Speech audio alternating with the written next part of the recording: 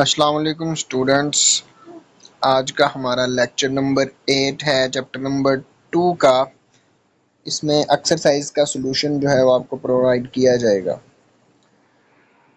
इससे पहले जो लेक्चर्स हैं इस चैप्टर के वो आहिस्ता आहिस्ता अपलोड हो जाएंगे। एक्सरसाइज सॉल्यूशन की एक सीरीज़ जो है वो सेपरेट अभी स्टार्ट की है कि जिन स्टूडेंट्स को प्रॉब्लम है एक्सरसाइज में, मेनली एक्सरसाइज से ज़्यादातर जो है पेपर वो अब आया करेगा, तो उससे रिलेटेड ये सीरीज़ जो है इसमें पहले सॉल्यूशन सारी एक्सरसाइज का आपको प्रोवाइड कर दिया जाएगा। उसके बाद हर एक चैप्टर के टॉपिक वाइज जो लेक्चर्स हैं, जैसे फर्स्ट चैप्टर के आलमोस्ट 7 लेक्चर्स अपलोड हो चुके हैं। हर चैप्टर के इस तरह अपलोड हो जाएंगे। उससे पहले एक्सरसाइज का सॉल्यूशन जो है उसकी ये सीरीज़ अभी चलेगी। इसमें चैप्टर नंबर 2 सबसे पहला जो पोर्शन है एमसीक्यूज का, how many electrons can be accommodated at the most in the third shell of the elements.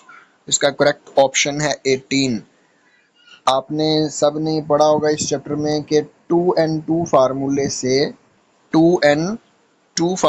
से हम इलेक्ट्रॉन निकालते हैं मैक्सिमम इलेक्ट्रॉन निकालने का फार्मूला है 2n स्क्वायर। इसका मतलब है 2n की जगह पर, क्योंकि थर्ड शेल है तो 3 आएगा, और इसका स्क्वायर 3 का स्क्वायर 9, तो 9 को 2 से मल्टीप्लाई कर दें, आपके पास 18 इलेक्ट्रॉन आ जाते हैं। तो इसका करेक्ट आंसर है 18। Second MCQ, what information was obtained from discharge tube experiments. इसका आंसर है electrons and protons were discovered. हमने इनके एक्सपेरिमेंट्स इस चैप्टर में किए हैं। Next, why have isotopes not been shown in the periodic table।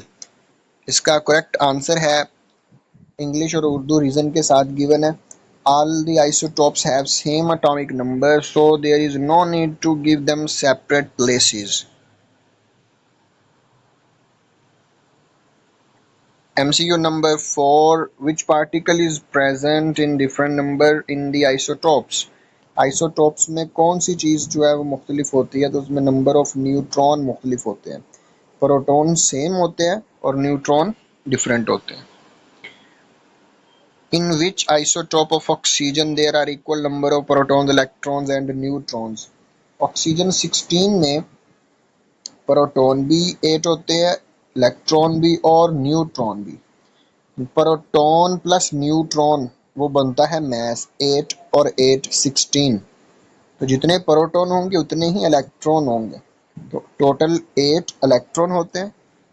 80 electron, 8 proton और 8 neutron. Next, what will be the relative atomic mass of nitrogen given in the abundances of its two isotopes N14 and N15 are 99.64% and 0.36% respectively। इसका correct answer है 14.0021। ये कैसे आया? 14 को 99.64 से multiply किया, 15 को 0.36 से, जो आंसर है उनको ऐड करके 100 पे डिवाइड कर देना।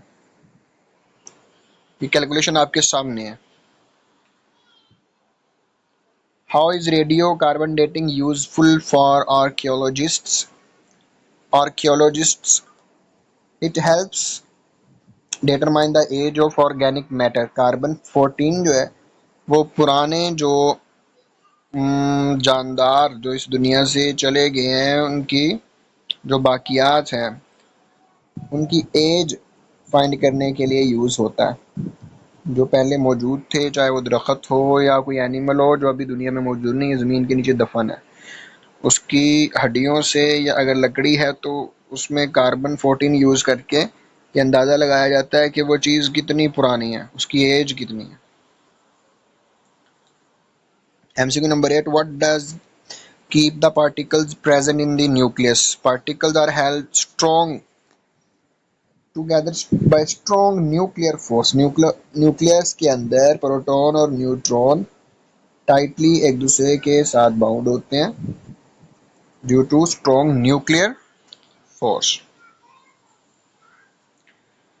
How do electrons keep themselves away from the oppositely charged nucleus?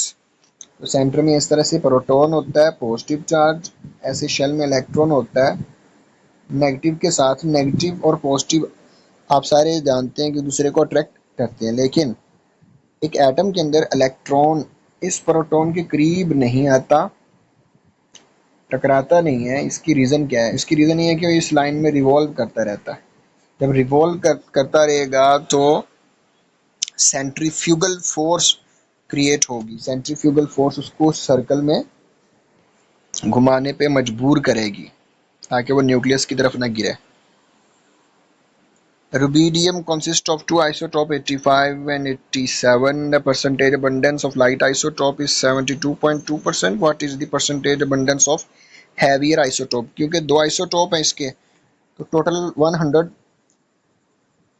होती है अबंडेंस। 100 में से लाइट वाले की माइनस कर दे तो बाकी जो बचेगी वो दूसरे की हो। तो ये सिंपल इसका सोल्यूशन है। नेक्स्ट शॉर्ट क्वेश्चन का सेक्शन स्टार्ट हो गया। फर्स्ट शॉर्ट क्वेश्चन है why it is said that almost all the mass of an atom is concentrated in its nucleus.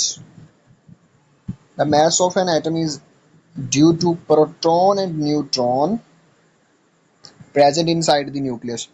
The mass of electrons revolving outside the nucleus is negligibly small. Electron जो है उसका mess बहुत ज़्यादा कम होता है, proton और neutron का mess ज़्यादा होता है, और प्रोटॉन और न्यूट्रॉन दोनों न्यूक्लियस में पाए जाते हैं।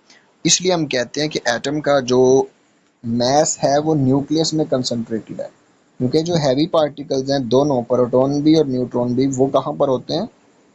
न्यूक्लियस में। तो प्रोटॉन इलेक्ट्रॉन से 1836 टाइम्स हैवियर होता है। नीचे एग्जांपल है, ये इसके साथ आपने करनी है, उर्दू में भी इसका आंसर मौजूद है, वो कर लें। Next question number 2, why are elements different from one another? Main heading atomic number characterization of elements. Elements differ from one another because they possess different atomic number. इनके atomic number मुख्तलिफ होने की वजह से ये एक दूसरे से मुख्तलिफ होते हैं। इसका आंसर मौजूद है उर्दू में भी। Next, how many neutrons are present in bismuth 83-10? Neutron निकालने का फार्मूला है, ये जो ऊपर लिखा होता है ये मैस होता है और नीचे जो होता है ये एटॉमिक नंबर होता है। जब भी न्यूट्रॉन निकालने हो तो मैस में से एटॉमिक नंबर को माइनस किया जाता है, ये इसका फार्मूला है। ये नीचे फार्मूला भी गिवन है, ये सोल्यूशन भी गिवन है सारा, ये नोट कर लें। Next question, why is tritium 13? ये हाइड्रोजन का एक आइसोटोप है, रेडियो एक्टिव। हाइड्रोजन के 3 आइसोटोप्स हैं, 11, 12, 13। तो 13 जो है वो क्यों रेडियो एक्टिव है? रेडियो एक्टिव जो अनस्टेबल होता है, जो अपने अंदर से रेडिएशन शुआएं निकालता रहता है खुद ब खुद, उसकी रीज़न ये है कि इसमें unstable neutron to proton ratio है। न्यूट्रॉन इसमें ज़्यादा है, प्रोटॉन एक है, 2 न्यूट्रॉन है 1 प्रोटॉन है, तो ये इम्बैलेंस होने की वजह से अनस्टेबल हो जाता है और बीटा रेडिएशंस निकालता है। ये इसकी एग्जांपल नीचे है। नेक्स्ट,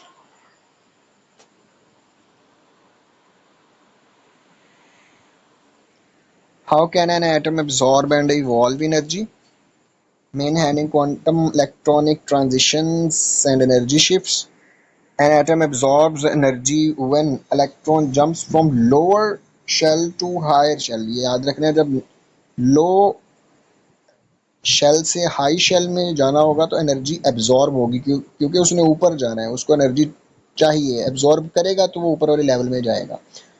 और जब उसने हायर से लोअर की तरफ आना होता है तो जो उसने एक्स्ट्रा एनर्जी वहां तक जाने में एब्जॉर्ब की थी, जब वो वापस आएगा फिर उसको इलेक्ट्रोमैग्नेटिक रेडिएशन की फॉर्म में बाहर निकालेगा। तो ये पहला पॉइंट याद हो गया। तो ये दूसरा पॉइंट इसके बिल्कुल ऑपोजिट है। इवॉल्व, इवॉल्व कहते हैं बाहर निकालना, एब्जॉर्ब कहते हैं जज़ब करना। इसमें बिल्कुल ऑपोजिट है। पहले यहाँ पर लोअर है, यहाँ पर हाई आ जाएगा। पहले दूसरे नंबर पे यहाँ पर हायर है, फिर लोअर आ जाएगा। Next, constructed response questions. Why does energy of electron increase as we move from first shell to second? Distance and electrostatic shielding effects.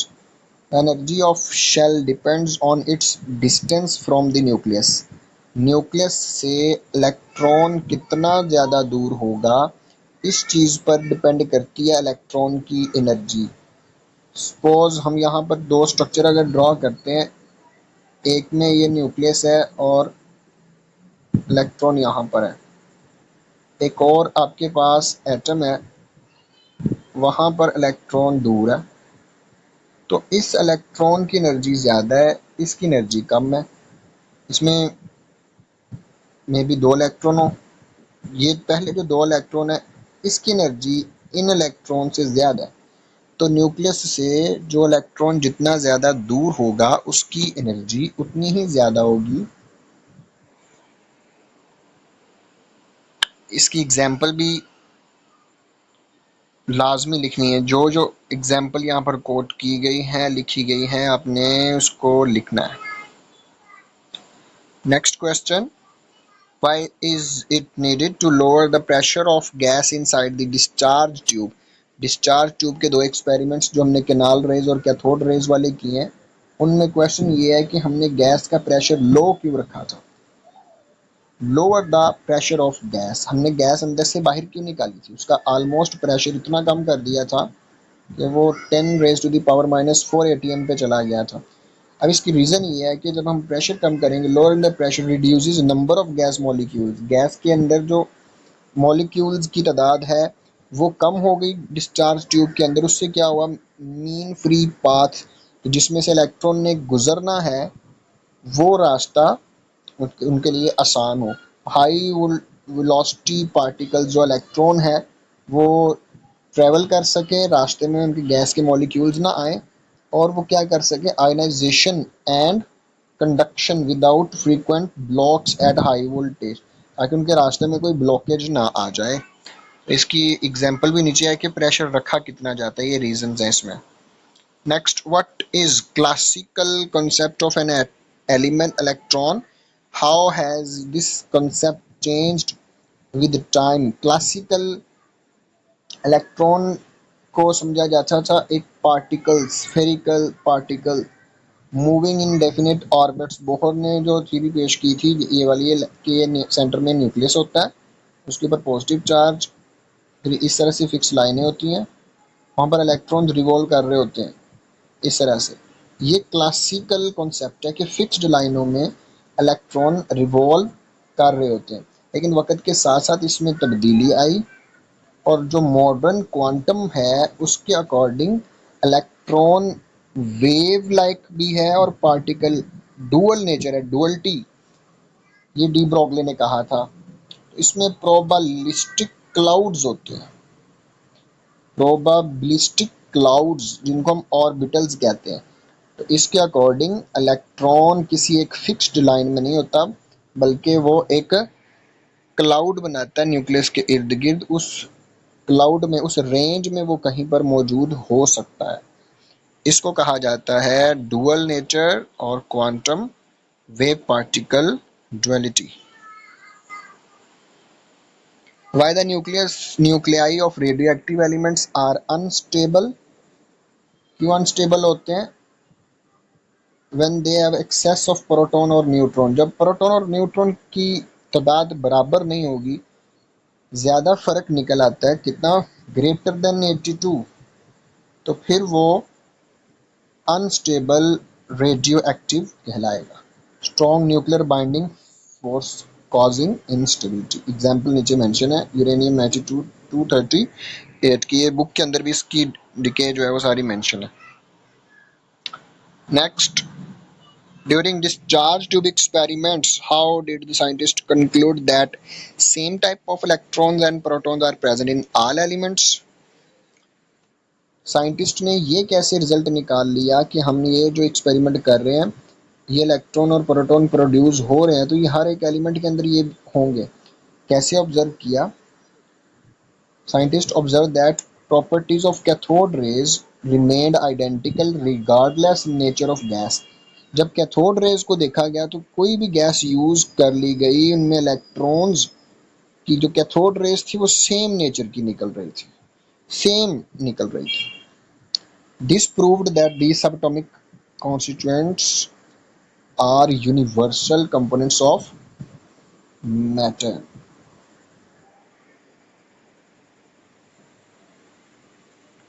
तो ये इलेक्ट्रॉन जो है, इलेक्ट्रॉन सेम टाइप हर एक एलिमेंट में प्रेजेंट होता है। Next comprehensive questions.